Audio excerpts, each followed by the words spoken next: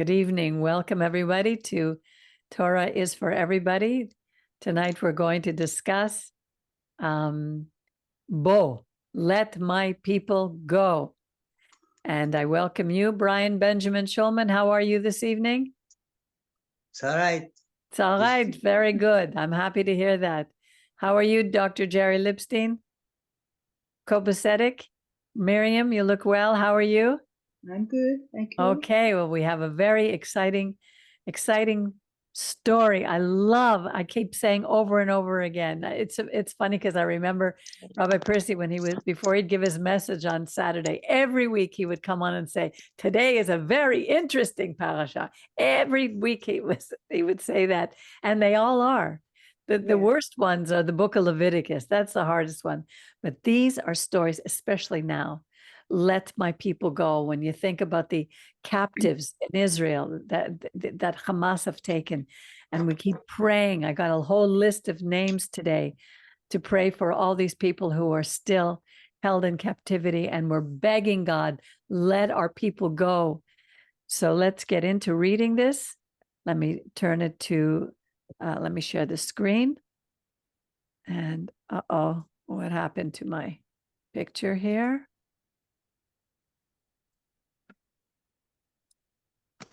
Okay, no, what happened? So we're going to go to Exodus, or going to begin in chapter 10 called Bo, and I'll share the screen. Here we go. Jerry, are you okay to read tonight? Okay, well, I'll begin. And if you're ready to read, you just let me know. So the parasha is called Bo. Come, go. Then Yud He Vav He, the Lord said to Moses, go to Pharaoh, for I have hardened his hearts and the heart of his servants, in order that I may display these, my signs among them. Now, there are a lot of signs in the Torah. The first sign we remember was given to us in the book of Genesis. The sign was the signs in the heavens. The Shabbat was a sign. The rainbow in the book of, when he speaks about the story of Noah, is a sign. And you're going to see several signs here. So he's going to show my signs among them. And it's interesting because we as Jews, we're always looking for signs. I spent my whole life looking for signs. I remember when I was a kid, we had this magic 8-ball. I don't know if you remember it. It was a round ball. It looked like a bowling ball. And it had a little window with a yes and a no and a maybe. And you'd shake it and you'd ask a question. I need a sign. Should I do this or shouldn't I do this? And you'd look and you'd get the answer. If you didn't like it, you'd shake it again. But we're always looking for signs. The only true signs that we can find are the ones that God gives us. And even then, we're not so sure if they're real. So that you may recount in the hearing, in the ears of your child, and of your child's child, how I made a mockery. It's more even than a mockery. Here, if you look at it here, it says the word for mockery, how I made, here, hit alalit. Here, it's more than a mockery. It says how I acted severely, or how I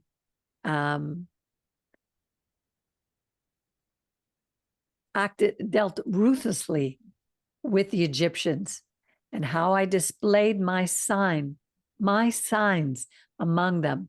He's talking about the plagues. Those were his signs. Each sign, each plague was a sign of our God defeating the non-gods of the Egyptians. Now it says here, in order that you may know that I am Yud He Vav He. So the Yud may be referring to Moses and Aaron. It could be referring to all the Israelites, and it's even probably referring to the Egyptians. But here I think it's more Moses and Aaron who represents our people. So Moses and Aaron went to Pharaoh and said to him, thus says the Lord, God of the Hebrews. He's our God. How long will you refuse to humble yourself before me? Let my people go that they may worship me. Now, this is really, really important. What hit me when I read, how long, he's speaking to Pharaoh, will you refuse to humble yourself before me? So what that is saying to me is that we all have a choice to change our mind when it comes to what we believe in something. He didn't belong to God. He didn't know God, and yet he still had a choice to humble himself. You know, most of us say, well, you have to have this great experience with God before you could change your mind. That's not what the Torah says here. This is so clear to me. It just hit me in the face. You see this, Miriam? Hello? Miriam? Yes, yes. Yeah, I hear what you're saying. So maybe it's not that you have to have a great experience first. I mean, I agree with that. Yeah, that's interesting. I never would have thought of this. But I think you have to be open and say, yes, I want to know you. If you're there, show me. Everyone has a choice on the beginning of the process. I really believe that. But it's not the same. Some people are just totally closed, and other people will say, I've heard many people say, well, I want to know what the truth of this, our existence is. So to me, that's an opening. So they say, God, please show me who you are. Exactly. But what I'm saying is he had the choice. Yeah. Pharaoh had the choice. And here it says, if you refuse to let my people go, tomorrow I will bring locusts on your territory. Alavai, that should happen. And I hate to say wish bad on anybody, but if our people are not let go by Hamas, God is going to bring something on them that will let our people go. They shall cover the face of the land so that no one will be able to even see the land. They shall devour the surviving remnant that was left to you after the hail. They shall eat away all your trees that grow in the field. Moreover, they shall fill your houses. Here they translate it as palaces, but betecha, it's your houses, and all your servants, of all the Egyptians, something that neither your fathers nor your fathers' fathers have seen from the day they appeared on earth to this day. With that, he turned and he left Pharaoh's presence. Pharaoh's servant said to him, how long shall this one be a snare to us? Let a delegation go. Let the men, the people, it's the word here, it says, is the participants, not everybody, not every one of them. In other words, he was thinking, let the men go so that they could serve. I don't like this, in this case, worship their God, because the word is avodah, serve. Let them serve their God. Are you not aware that Egypt is lost? So Moses and Aaron were brought back to Pharaoh, and he said to them, go and serve your God, Yud He Vav He. And then he said, but who are the ones who are going to go? Yeah. Moses said, we will all go, regardless of the social station.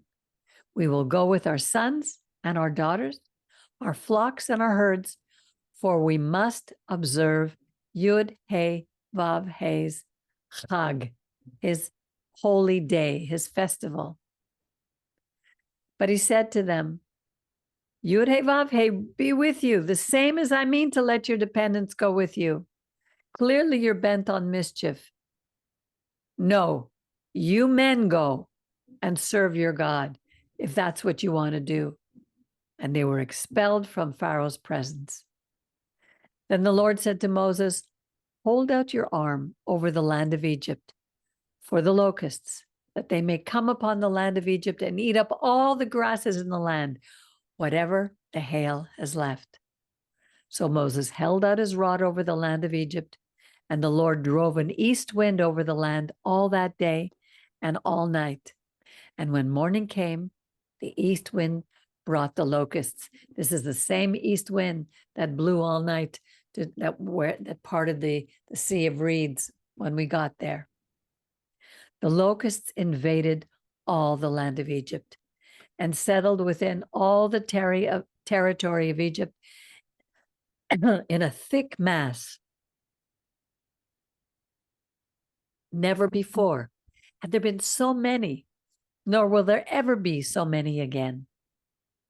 They hid all the land from view, and the land was darkened. They ate up all the grass of the field and all the fruit of the trees which the hail had left, so that nothing green was left of tree or grass or field in all the land of Egypt. And Pharaoh quickly summoned Moses and Aaron and said, I stand guilty before the Lord your God, before you. So he admits he was guilty, but he was speaking still out of both sides of his mouth, which we'll see. Forgive my offense just this once and plead with your God that this death but be removed from me. He left Pharaoh's presence and pleaded with Yud-Heh-Vav-Heh. God caused a shift to a very strong west wind, which lifted the locusts and hurled them into the Sea of Reeds, the Yam Suf. Not a single locust remained in all the territory of Egypt. Now, I don't care how many archaeologists, how many historians will try to explain this away as an act of nature, but God used his nature to create the miracles that he wanted in his time. Because here he just shifted and from east to west or west to east. Exactly. So it shows you that it's not, yes, it's an act of nature, but it's the timing, as we've talked about before. Exactly. And Exactly. God was able to do that. God is a God of everything, and he controls nature. But Yud-Heh-Vav-Heh hardened Pharaoh's heart. Chazak v'yachazek. And he would not let the Israelites go. And then Yud-Heh-Vav-Heh said to Moses, hold out your arm toward the sky, that there may be choshech. It's, where is it? Choshech? Is that what it is? Yeah, Hoshech, upon the land of Egypt. A darkness that was so thick it could be touched.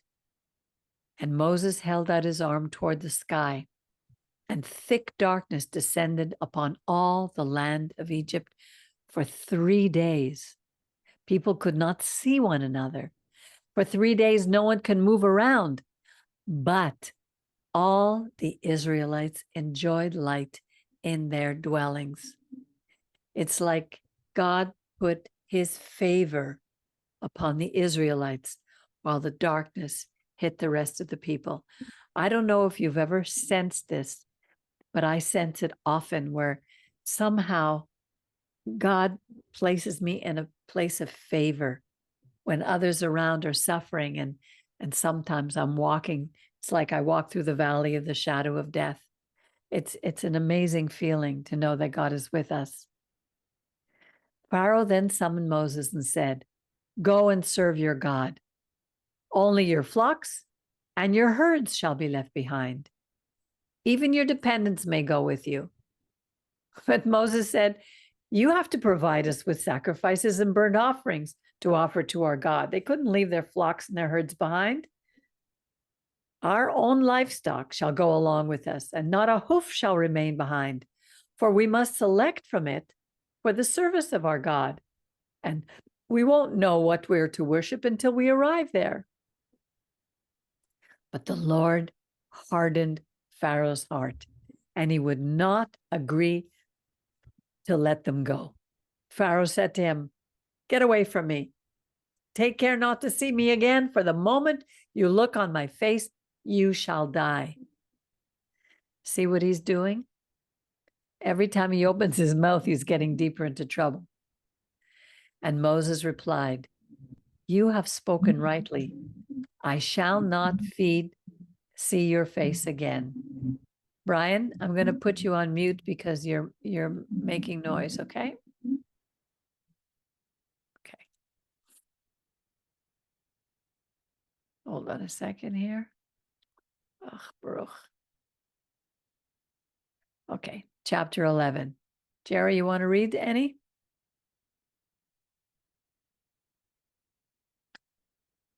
Okay, I'll continue. Then the Lord said to Moses, I will bring just one more plague upon Pharaoh and upon Egypt. And after that, he shall let you go from here.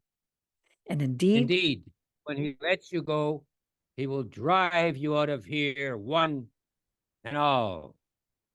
Tell the people to borrow, each man from his neighbor, and each woman from hers, objects of silver and gold. Hashem disposed the Egyptians favorably towards the people. Moreover, Moses himself was much esteemed in the land of Egypt, among Pharaoh's courtiers and among the people. Moses said, thus said Yud-Heh-Vav-Heh, tomorrow midnight I will go forth among the Egyptians, and every male firstborn in the land of Egypt shall die. From the firstborn of Pharaoh who sits on his throne to the firstborn of the slave girl who is behind the millstones, and all the firstborn of the cattle. And there shall be a loud cry in all the land of Egypt, such as has never been or will ever be again. But not a dog shall snarl at any of the Israelites, at human or beast, in order that you may know that Yud-Heh-Vav-Heh makes a distinction between Egypt and Israel. So we see when God wants to protect us, not a dog, not even a dog shall snarl at any of us, at any human or any beast. And this is what's happening in the world right now. And God will make a distinction for the whole world to see between Egypt, that represents the world, and the Israelites. Because right now there's a lot of dogs snarling at us. Then all these courtiers of yours shall come down to me and bow low to me, saying, depart, you and all the people who follow you. After that, I will depart. And he left Pharaoh's presence in hot anger. You see, Moses was the most humblest of men, but let me tell you, he still had a temper. He was angry here, and I don't blame him. Now Hashem had said to Moses, Pharaoh will not heed you, in order that my marvels may be multiplied in the land of Egypt. Moses and Aaron had performed all these marvels before Pharaoh, but Hashem had stiffened the heart of Pharaoh, that he would not let the Israelites go from his land. Hashem said to Moses and Aaron in the land of Egypt, this month shall mark for you the beginning of the months. It shall be the first of the months of the year for you. Every time I read this, it reminds me of the twice, I think it was in Deuteronomy and one in, I don't know if it's in Exodus or Leviticus, where God said, do not add and do not take away from my words. Because once we do, and we start adding things to God's words, we are making ourselves higher than God. This month, meaning the month of Nisan, or here in the Torah, Aviv, Pesach, this is the time of Pesach. It shall be the first month of the year for you. This is our new year. It is not Yom Teruah, Rosh Hashanah. It is here. Speak to the community leadership of Israel and say that on the 10th of each month, each of them shall take a lamb of this month. Each of them shall take a lamb to a family, a lamb to a household. But if the household is too small for a lamb, let it share one with a neighbor who dwells nearby, in proportion to the number of persons. You shall contribute for the lamb according to what each household will eat. Your lamb shall be without blemish, a yearling male. You may take it from the sheep or from the goats. You shall keep watch over it until the 14th day of this month, and all the assembled congregation of the Israelites shall slaughter it at twilight. They shall take some of the blood and put it on the 2 doorposts and the lintel of the houses in which they are to eat it. They shall eat the flesh that same night.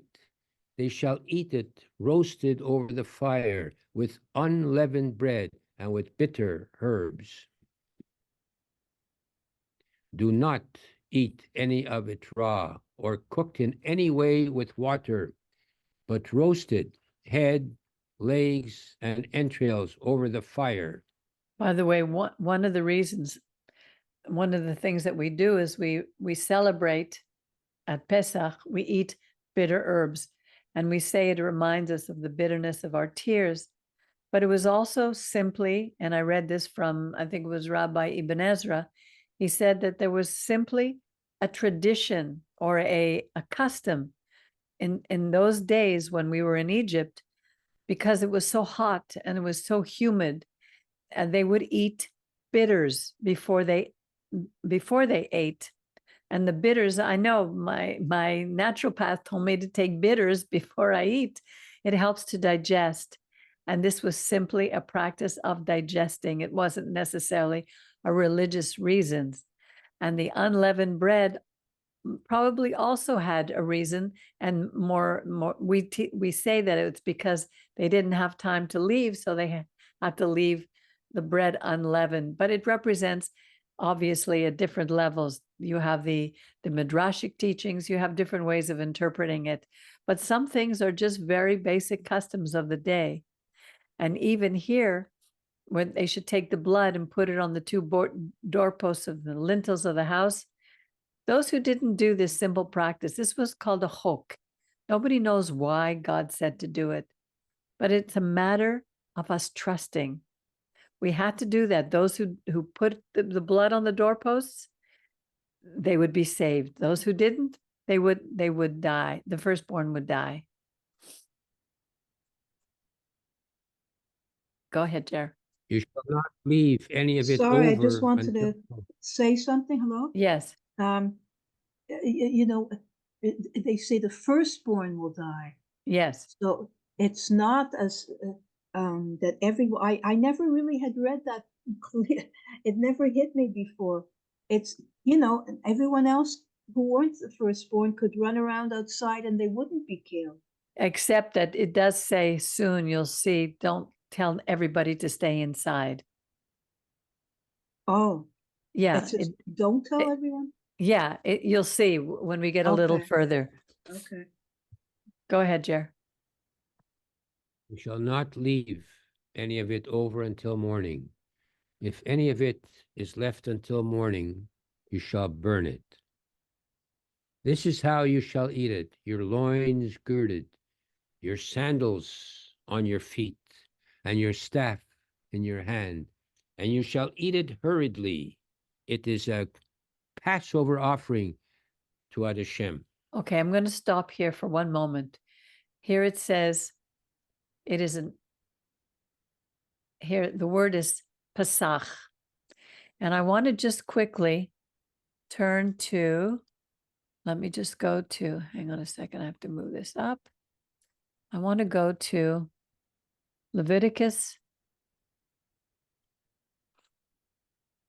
12, verse 18 in Tazria. 12, no, sorry, 21.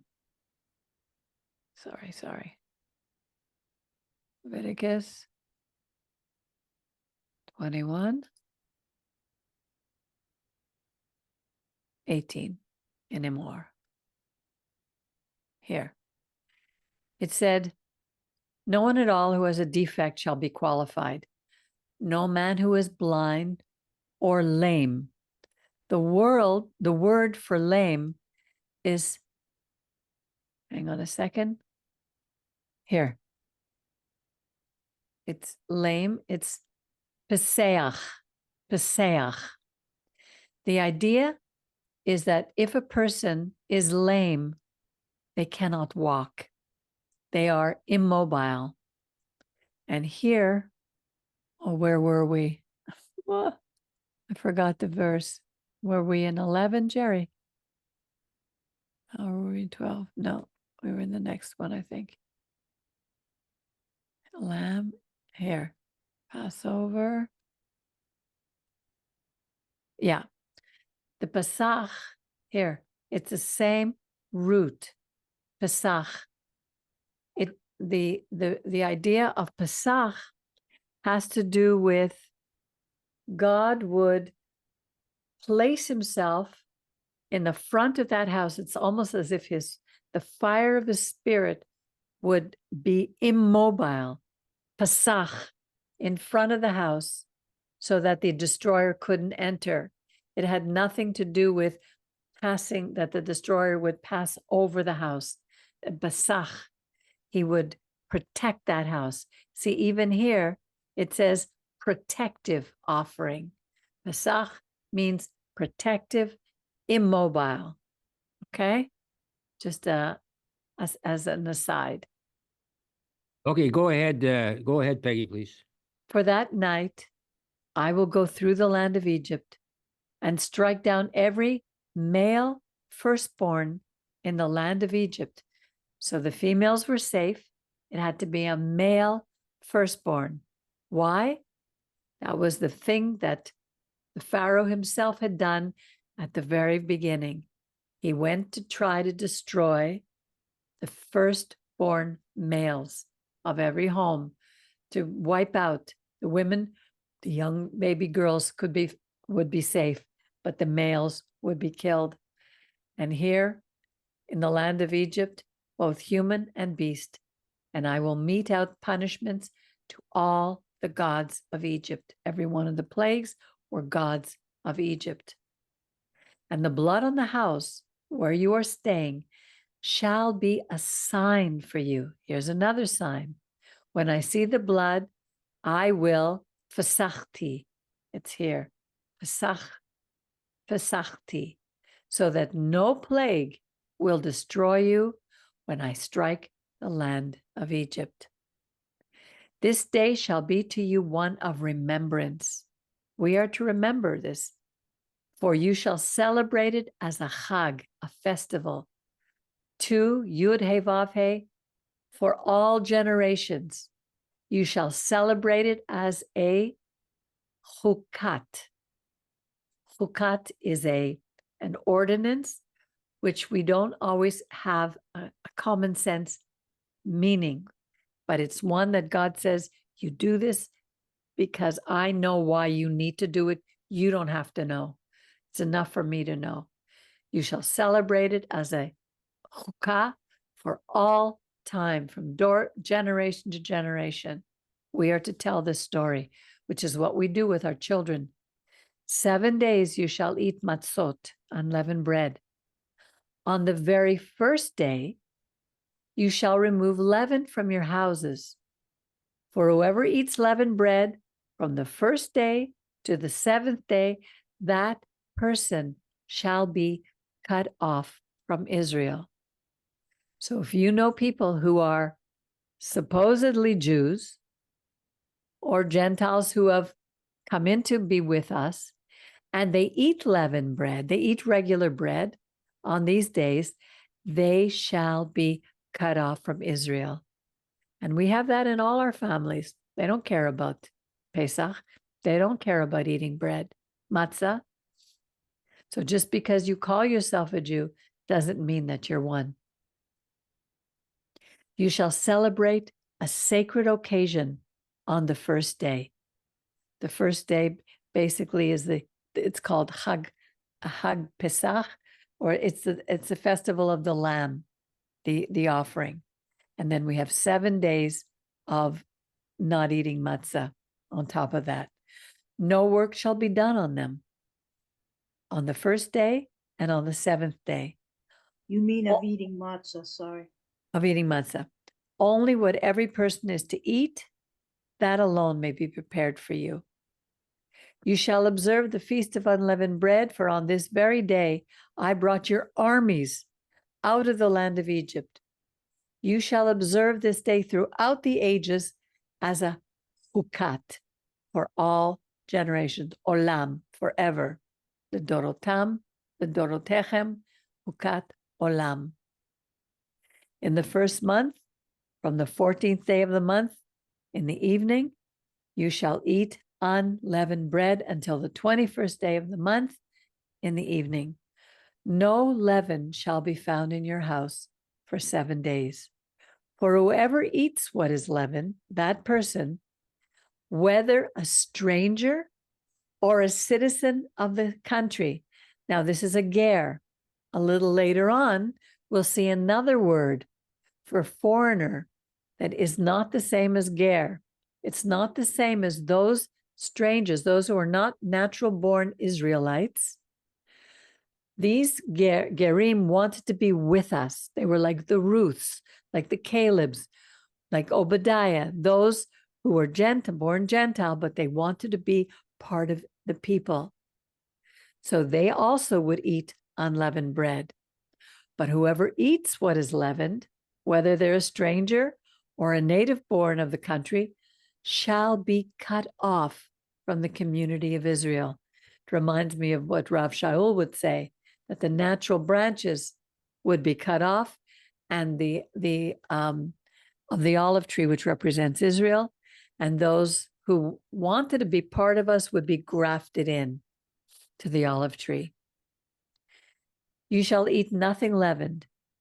In all your settlements, which are your moshavim, you shall eat unleavened bread.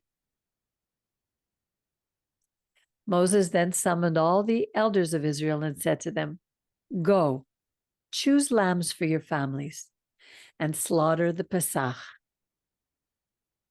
Take a bunch of hyssop, dip it in the blood that's in the basin, apply some on the blood on the basin to the lintel and the 2 side doorposts.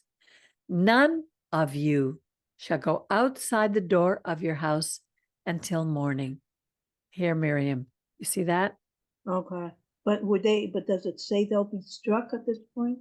No, it doesn't say, but it's just God Yeah, is recommending that nobody go out. okay. For the Lord, when going through to smite the Egyptians, when he sees the blood on the lintel and the 2 doorposts, he will fasach. He will cover, protect the door, and not let the destroyer enter and smite your home. You shall observe this as a, here it says, Shamartam et ha-daver, this word, devar, hazeh, lechak, lecha. What is chak, lechak? Hang on a second. Here. Chak is a statute or an ordinance. So it's like a chok, but here it says lachak. It's a chok, which is as I said before, a chukat, a chok, which is the singular. It's an institution, not an institution. It's a a regulation, an ordinance, which again, we don't always understand why, for all time, for you and your descendants, right up to today. And when you enter the land that the Lord will give you, as promised, you shall observe this avodah, this service. And when your children ask you, what do you mean by this? You shall say, it is the Pesach offering to Yud He Vav He. Zevach, Zevach is an offering, Pesach, who protected the houses of the Israelites in Egypt when smiting the Egyptians, but saved our houses. Those assembled then bowed low in worship, Yishtachaveh. And the Israelites went and did so, just as the Lord had commanded Moses and Aaron, so they did. In the middle of the night, Yud He Vav He struck down all the male firstborn in the land of Egypt, from the firstborn of Pharaoh who sat on the throne, to the firstborn of the captive who was in the dungeon, and all the firstborn of the cattle. And Pharaoh arose in the night with all his servants and all the Egyptians, because there was a loud cry in Egypt, for there was no house where there was not someone dead. He summoned Moses and Aaron in the night and said, get away from my people, you and your Israelites. Go, worship as you said. Take your flocks and your herds and be gone. May you bring a blessing upon me too. I don't know what he meant by that. I don't know what he thought he meant by that, because he would very soon change his mind again. The Egyptians urged the people on, impatient to have them leave, for they said, get out, because otherwise we'll all be dead. So the people took their dough before it was leavened, their kneading bowls wrapped in their cloaks upon their shoulders. The Israelites had done Moses' bidding and borrowed from the Egyptians objects of silver and gold and clothing. All these things would be used later to build a Mishkan. And it's interesting that what it talked about, the first thing that they were taken was their dough before it was leavened and their kneading bowls, almost as if this was the most important thing. Maybe because it was to make the unleavened bread, but that's mentioned before the silver and the gold and the clothing. I guess it's showing us that those things are not more important than the food that we have to eat. And the Lord It says that they borrowed from the Egyptians objects. No, Isn't there yeah. a place where it says they also gave them everything? Yeah, I don't know if it's really borrowed. Let me see what it says here. B'nai Israel, the children of Israel. No, it's down here. And you, by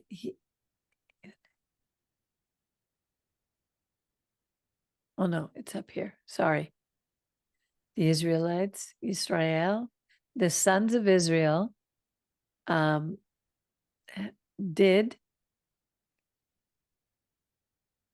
the word of Moses, and by Yishalu Mitzrayim. Yishalu, let's look at that word. Where are you?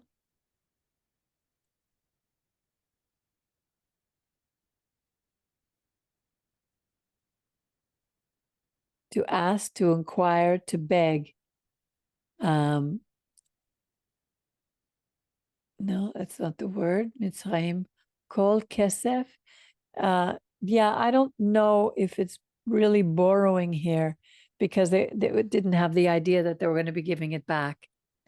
But it's more like the Israelites asked the Mitzrayim to give them all these things, but God had already prepared their hearts to do that. Because it says here, Yud He Vav He had disposed the Israelites favorably, He had Right, changed the hearts of the Egyptians, I mean, toward the people. Oh, may he do that right now toward us right. and let them have their request. Thus, they stripped the Egyptians. In other words, it's almost as if the Egyptians now were going to be paying them back for all the years of labor that they, of their slavery, now that they were being paid for all their hard work. The Israelites journeyed from Ramses to Sukkot, about 600,000 fighting men on foot, aside from everybody else, the non-combatants or all those who were. So imagine how many people there were. If you have 600,000 fighting men, each one had family, children, wives, servants, besides all those who were leaving with the Israelites. And it says here, moreover, a mixed multitude, Erev Rav. The mixed multitude were those non-Israelites who went with them, and very much livestock, both flocks and herds. Later on, we're going to see another word, which is translated as mixed multitude. It's called asafsuf, but it's not the same as the Erev Rav. The asafsuf were those who were stirring up trouble, the rabble rousers. And they baked unleavened cakes of the dough that they had taken out of Egypt, for it was not leavened, since they had been driven out of Egypt and could not delay, nor had they Isn't prepared. that what we were talking about before? So it is partly true that they left quickly. The bread wasn't leavened because Right. they had to leave so quickly. Yes, that's true. Okay, what I thought the understanding was that it was partly added on, or it's not really. But No, here because it spoke about it before they had to leave in a hurry, like it was being prepared for them. I don't understand.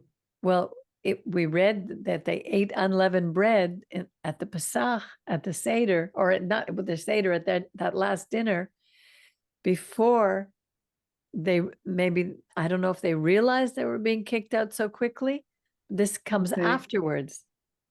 And they Okay. baked unleavened bread that they had taken out of Egypt, for it was not leavened, since they had been driven out of Egypt and could not delay. But I don't know why they couldn't have prepared it before regular bread. So there must be a little bit more. Yeah, maybe we ano- don't. Yeah, Another meaning to the unleavening, which we know leaven represents the, pride. yeah, So right. Yeast the yeast of the blown up Pharisees. with pride. Exactly. So there's always more to the understanding than the direct. Remember, you have the direct meaning, then you have the mystical meaning, the deep meaning. There's many levels of Right. understanding. The length of time that the Israelites lived in Egypt was 430 years. Now, I was reading what some of the rabbis say, and it's obvious that they couldn't have been 430 years, because if you look at some of the people who were still there, they would have been dead a long time ago. But what the rabbis are saying, that from the time that Abram was given this vision, that 400 years, remember at the parting of the, he had been given a vision that our people would be in slavery for 400 years. It was from then to now that this 430 years.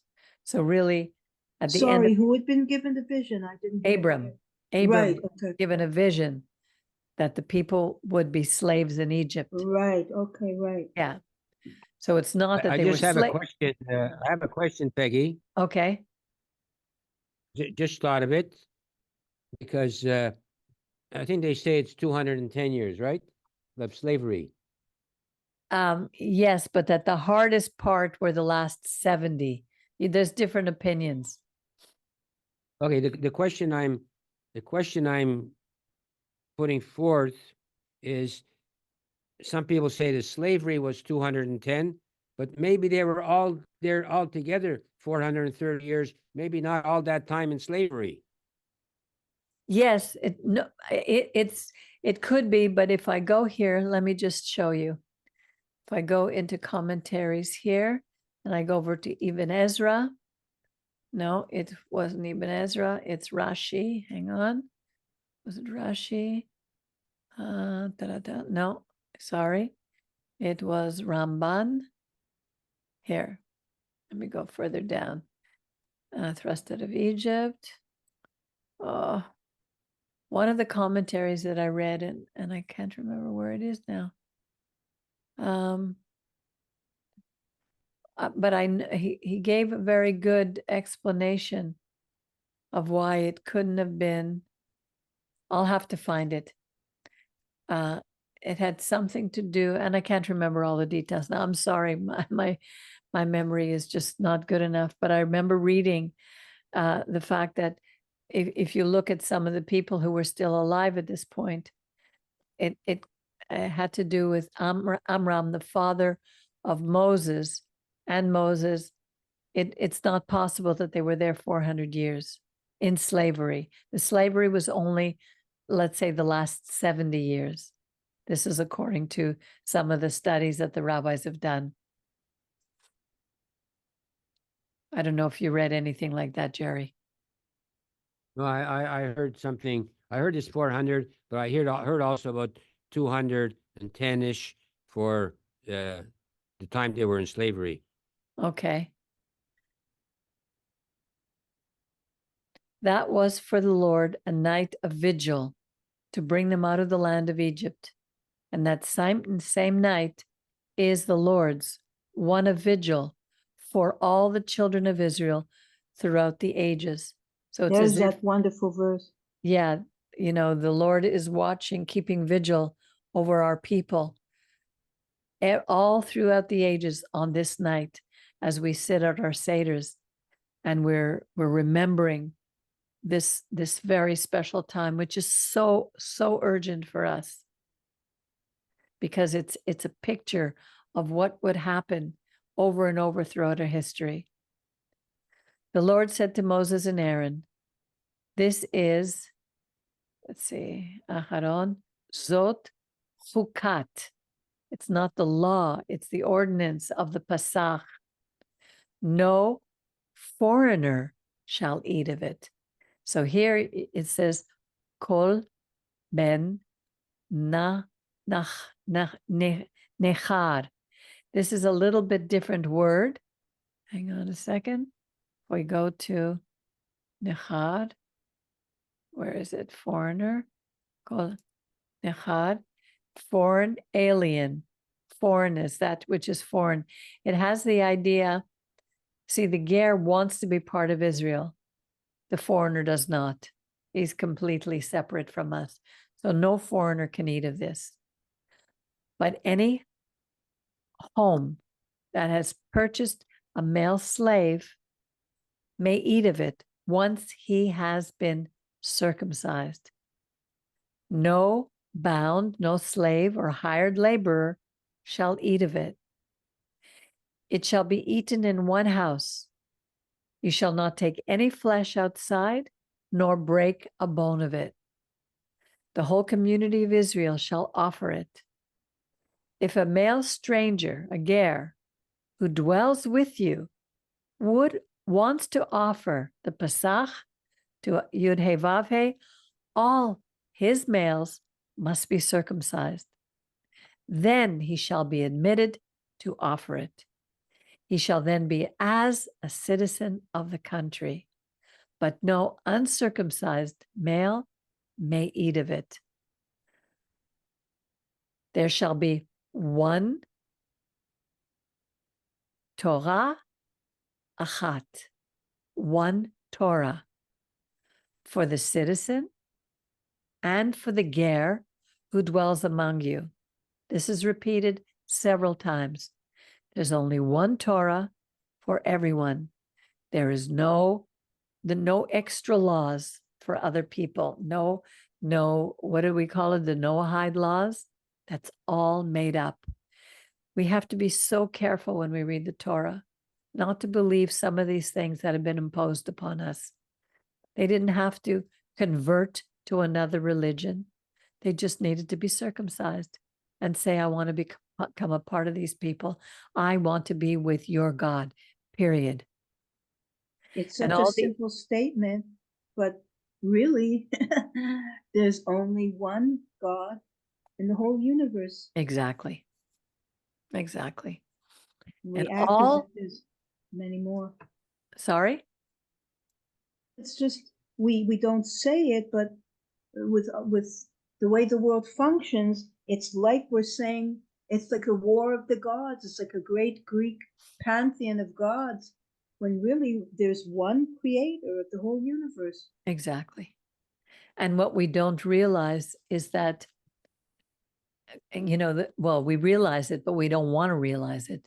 The very first commandment says, I am the God who brought you out of the land of Egypt. The God that we're speaking about here. I am the God who brought you out of the land of Egypt. Have no other gods. And we have made so many other gods in this world that what we're seeing, this upheaval, is causing chaos on earth. Even the climate change has to do with this. The wars that are going on, whatever we see has to do with it has a spiritual root. Right. The gods are fighting the only God, the God of the Hebrews, the God of the universe. There's a lot of collateral damage in that. And all the Israelites did so as the Lord had commanded Moses and Aaron. So they did. That very day, the Lord freed the Israelites from the land of Egypt, troop by troop. He did it. We couldn't do it on our own. And it's interesting because they say that there were no doors holding the Israelites there. There were no bars or gates that kept people in. They never wanted to leave. They weren't asking to leave. God had to bring them out because they just wanted things to be better for them. They didn't want to leave. They had already forgotten the land of Canaan, the land of their fathers. The Lord spoke further to Moses, saying, set apart for me every firstborn male, human and beast, the first male issue of every womb among the Israelites is mine. So this is where we get the idea of the pidyon haben. The first male would be set apart for God of all the Israelites. It was due to our disobedience that a tribe was taken out and set apart in their stead. That would be the Levites later on to serve in the Mishkan. But it was meant to be a firstborn of every tribe. Moses said to the people, remember this day on which you went free from Egypt, the house of bondage. That was the house of bondage was Egypt. How the Lord freed you from it with a mighty hand. No leavened bread shall be eaten again. You go free on this day in the month of Aviv. Chodesh, that's the full moon of Aviv, which is really the name of this month. It's not Nisan, which is really a pagan name. God gave it the month of Aviv, which also means spring. So when Yud-Hey had brought you into the land of the Canaanites, the Hittites, the Amorites, the Hivites, and the Jebusites, which was sworn to your fathers to be given to you, a land flowing with milk and honey, you shall observe in this month the following practice. So we see here all these people who are yelling today that we are occupiers of this land. They have no idea what they're talking about because God gave us this land. The creator of the universe gave this land. Who were there? There were people there before.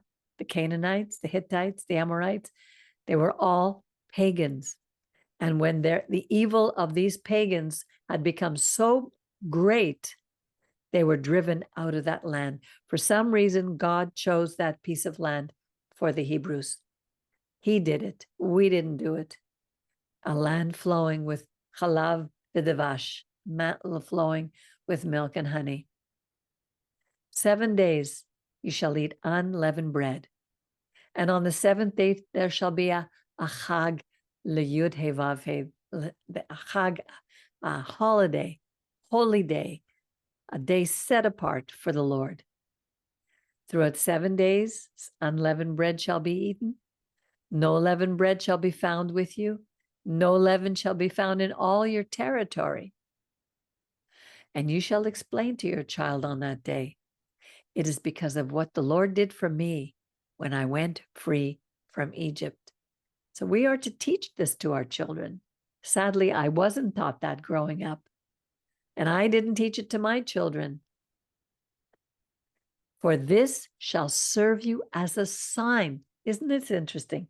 It's a sign on your hand and as a reminder on your forehead, which is where they get the whole idea of tefillin, wrapping, that leather band. But it was really a sign. This is more, it's more of what's the word? A metaphor. Because it's like when you say you have to circumcise their heart, you don't literally go into the heart and cut a piece off. It's the same with this. In order that the Torah of the Lord may be in your mouth, that with a mighty hand the Lord freed you from Egypt. You shall keep this chukah at its set time, always at this time, from year to year. And when the Lord has brought you into the land of Canaan, as the Lord swore to you and to your fathers, and has given it to you, didn't mean we didn't have to fight for it, but he gave it to you. You shall set apart for the Lord every first issue of the womb, every male firstling that your cattle drops shall be the Lord. So first it's the male, now it's the first of the cattle. Every firstling donkey shall redeem with a sheep. If you do not redeem it, you must break its neck. You must redeem every male firstborn among your children. And when in time to come, a child of yours asks, what does this mean? You shall reply, it was with a mighty hand that the Lord brought us out from Egypt, the house of bondage. But Pharaoh stubbornly refused to let us go. And the Lord killed every male firstborn in the land of Egypt, the firstborn of human and beast. Therefore, I sacrifice to the Lord, I offer to the Lord every firstborn male issue of the womb, but redeem every male firstborn among my children. So it shall be as a sign upon your hand and as a symbol on your forehead that with a mighty hand the Lord freed us from Egypt.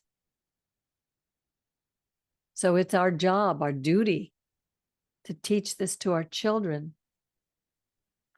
And many of us have failed. We forget ourselves, but it's never too late to turn back, never too late to remember. And this story is a phenomenal story. It's a formula for us to remember what happens to us when we turn from our God. So any comments, any other comments about this portion? Probably I'll think of one, but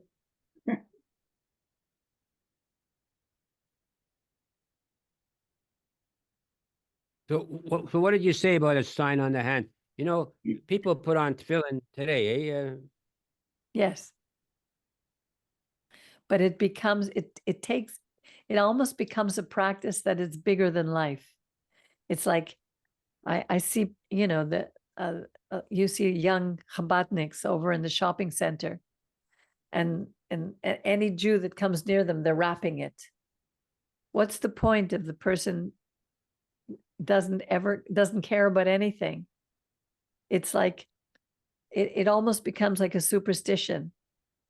Like you have a mezuzah on the doorpost. The mezuzah represents the doorpost, the doorposts of our houses. God said, "You shall write on the doorpost of your houses, Shema Yisrael, Adonai Eloheinu, Adonai Echad." So we are to write on the doorpost of our house, and so that every time you go in and you leave and you see the mezuzah, you are to remember that God is in your home. Everything you do, the idea of you, like you're both wearing a kippah, it's a reminder that God is above you. God is watching you.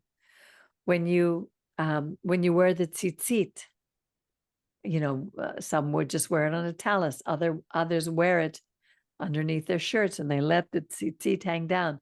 It's to remind you that everything you do, you take God with you. But it has to do with our behavior, because there's people who will walk, if they forget to kiss the mezuzah, they get so nervous, they're going to get bad luck. They kiss it 10 times. It's not about... Do any Reform ladies put on tefillin? I know that they wear, yes, I've seen even in some of the Messianic I know Jews, they wear yarmulke and telasim, that we know. They wear the talus, yeah. I don't think they wear, For they sure. put tefillin. I've never seen that in a woman. Have you? No, we could look it up. I don't think it would, I don't think people would notice except for these people who did it themselves, Yeah. I've never seen it and I don't think they do it. But if they do everything else, I don't see why not. Not that I'm suggesting that they do it, but if they go up to the Torah and they read from the Torah and do everything else, so this is one other thing, so to speak, Well, for me, it's not, God is not asking the females to do it. He's asking the males to do it. And the reason, in my understanding, is that because the woman was the last of creation and given one extra thing that males did not have. And it's an extra, a closer understanding to the existence of God. It's like we have been given the right to create a new life within us. Of course, we can't do it alone. We need the male, but it's very different. We have also a sense of intuition and instinct. We have a closeness to God that the male does not have. This is what our rabbis taught. This is what my rabbis taught. And so all these things have been given to males because it's the males who need to remember. The males who aren't as close as the women to God. When you go into any religious organization, you'll always find more women than men. Men aren't searching in the same way. When Eve was tempted by the Nachash, by the snake didn't go to Adam. The snake didn't say to Adam, "You too shall be like God." The snake said that to the woman because it knew that she would be the one who wanted that. The man was busy in the garden. He's busy fixing his cars. He's busy, playing with his hockey sticks. He doesn't have the same hunger for God. So he would be the one that needed to be reminded of all these things. And when we try to be like the male, we're lowering ourselves because we don't need it. We already have it. So, and I really believe that the role that man was given to be the spiritual head of the home and the protector of the woman spiritually, to be the covering for the woman. We've lost that in our society. When the man does not take on that role, his whole family suffers.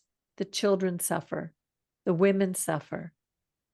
we and women have to kind of learn how to step back and allow the man to step, excuse me, to step into his role. But maybe that's why it's a fill-in and all these things were given it to the men. Not because the women are closer to God. In that case, why would we need them to be the spiritual head?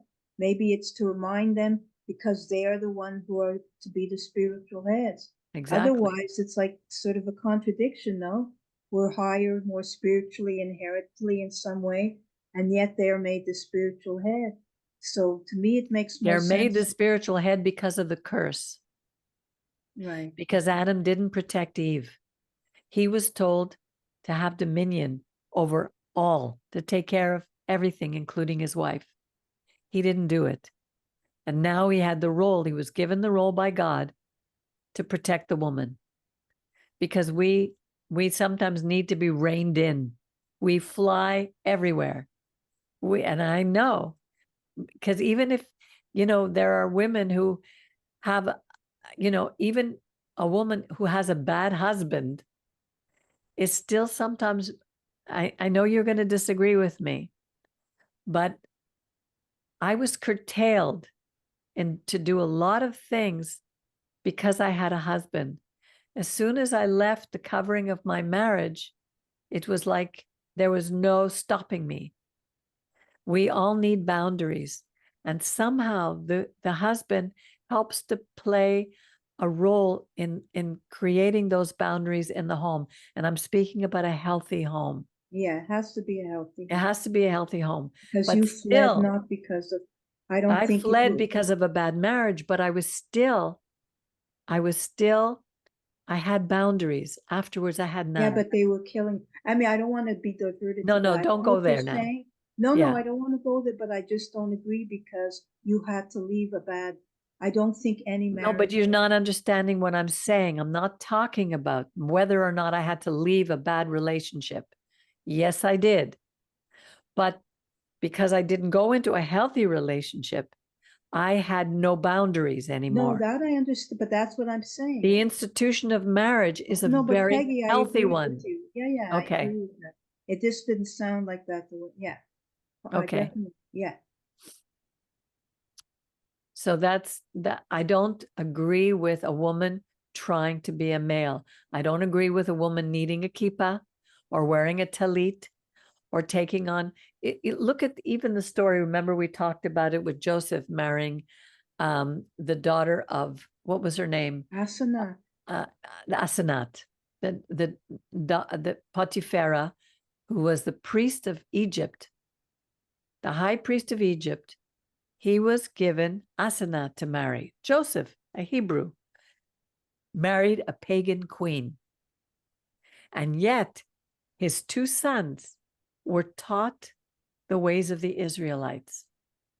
And right to the end, he said to his people, take my bones out of Egypt. He knew who he was. He knew who he belonged to, even though he didn't dress like a Hebrew. He didn't speak like a Hebrew. He looked completely Egyptian, but his she heart probably did come to know through him the God of Israel.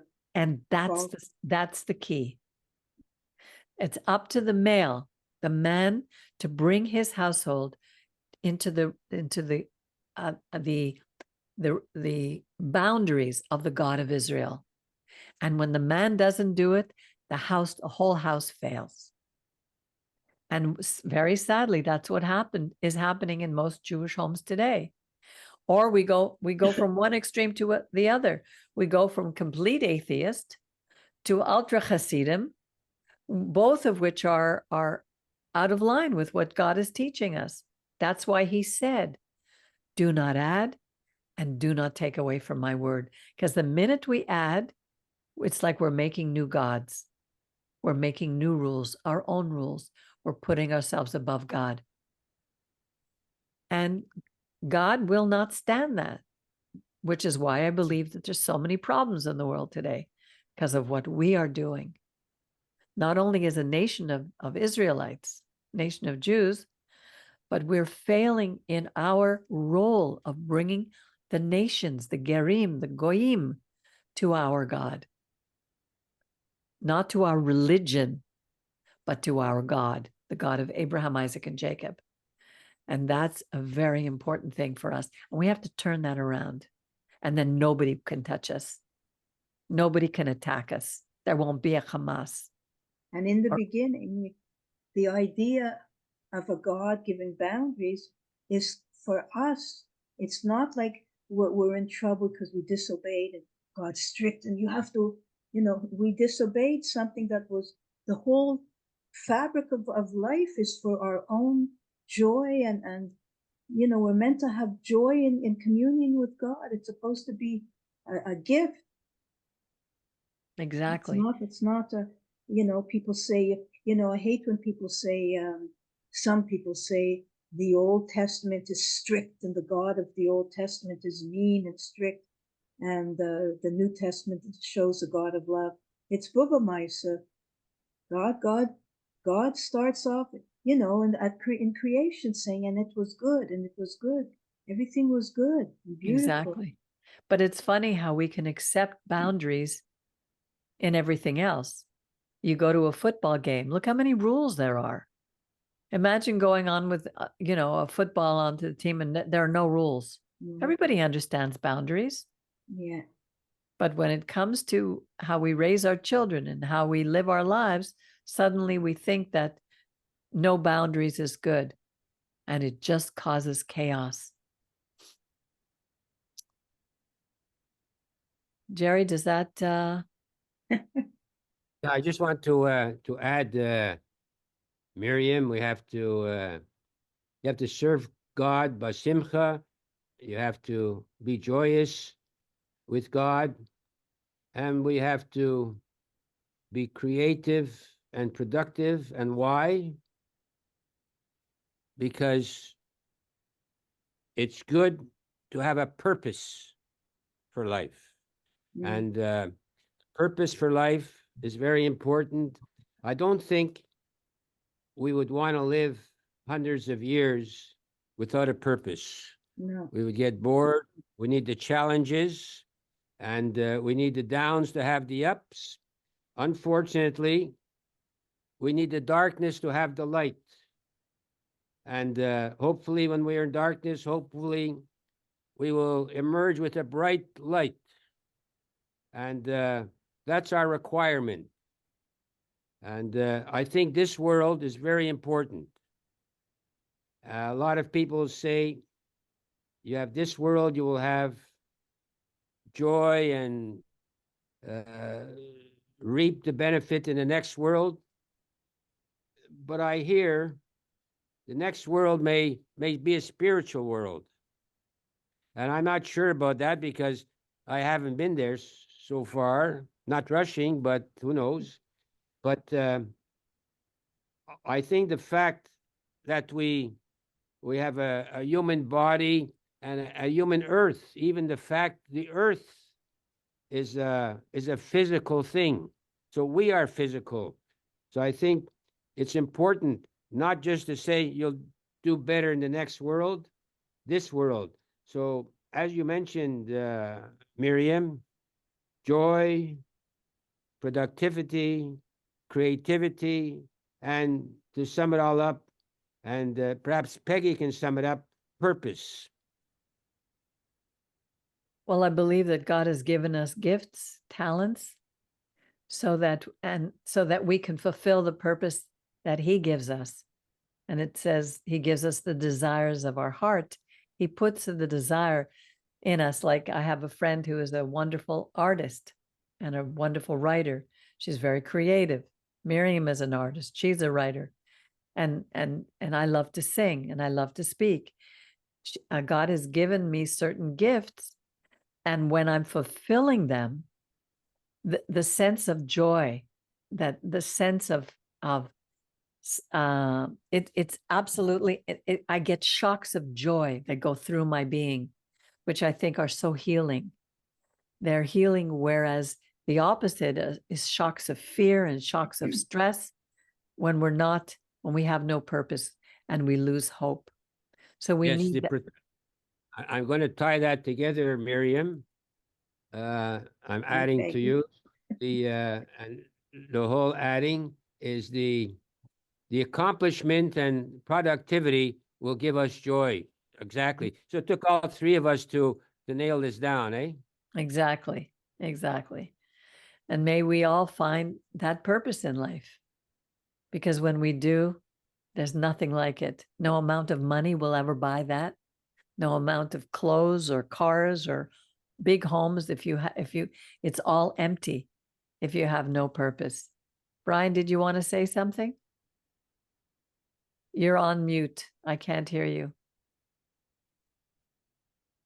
Found the price. It's 2,079.90. What are you talking about? That's the price Of what? of this place. Or is that what we're talking about now on this Bible study? Do you mind if we leave that until tomorrow? Attaboy, Brian. You stick up for Right your on right. target, Brian, as Jerry is usual. talking about purpose on this earth. Very down to earth. Your purpose is to pay your rent. Okay, well, this is good. We need to pay our rent. Okay, Brian, you're a riot. Anyway, we'll close. I would like to say just a prayer for may our people turn their hearts back to the God of Israel. May God show his power and his might as he did with the Egyptians to the enemies of Israel, because not only did he show who he is to our enemies, he showed himself to us as a people. And most of us have lost our way in this world. We're following the way of the pagans these days, and we have to turn back to our God in order that he would bring us peace and shalom in this world. So I pray for that. I pray that our hostages, those who are left, I just beg God to bring the hostages home and to stop this horrible war. And with that, I want to just say good night. Jerry, did you want to finish with the? Yes, and are you going to prepare 2 lines of that song while I'm doing this in your mind? Yes, Go how does down, it go? Moses. When Israel was Okay, wait, in Egypt land. Yeah, I'll tell you now. I'll do the blessing, then you'll do the song. When Okay. Israel was in Egypt land, let my people go. Oppressed so hard they could not stand. Let my people go. Go down, Moses, way down in Egypt land. Tell old Pharaoh. No, let you my... were supposed to do the prayer. I'm going to do the song. I'm just giving you the words. I know the words. So I that's what I was doing. I 'Cause you were know the words. okay. That's it. No, I wasn't. I just That sang wasn't. it. I just No, sang that it wasn't last week. that wasn't me singing it. If I was singing it, I would have been doing it different. Go I down. know. Anyhow, let's do the Yes. congregation says, Yes. Go please ahead. be thy will, Lord our God and God of our fathers, that this blessing which thou hast commanded to pronounce upon thy people Israel may be a perfect blessing, forever free from stumbling and iniquity. Eloheinu v'Elokei Avosseinu, Baruch atah Adonai Eloheinu melech haolam, asher kiddushanu b'kedushaso shel Aaron, v'tzivonu levarech es amo Yisrael b'yahavo. Yevarechecho Adonai v'yishmerecho. Yoel Adonai Pono Eilecho Vichoneko Yiso Adonai Panov Eilecho V'shyosem lecho shalom. ושמו את שמי על בני ישראל ואני אעבורכם. May the Lord bless you and keep you. May the Lord shine his face upon you and be gracious to you. May the Lord lift his countenance upon you and give you his shalom. So shall they put my name upon the children of Israel, and I will bless them. Amen v'amen. When Amen. Israel was in Egypt land, let my people go. My people Oppressed go. so hard they could not stand. Let My my go. go down, Moses, way down to Egypt land. Tell old Pharaoh, let my people go. Thus saith the Lord, bold Moses said, Let Let my people people go. if not, I'll smite your firstborn dead. My people go. Go down, Moses, way down to Egypt land. Tell old Pharaoh, you better let my people go. People So go. Moses went to Egypt land. Let my people go. He made old Pharaoh understand he had to let my people go. Go down, Moses, way down to Egypt land. You tell old Pharaoh you better. Where's Let my chorus? my Let people my people go. go.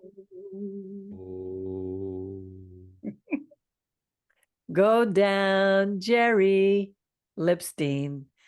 Go down to Egypt land and you tell those Michiganers they better leave our people alone. Well, I wish you all the best. I wish you a Shabbat Shalom.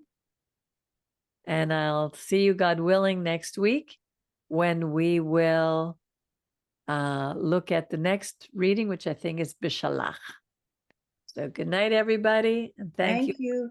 Thank you for participating.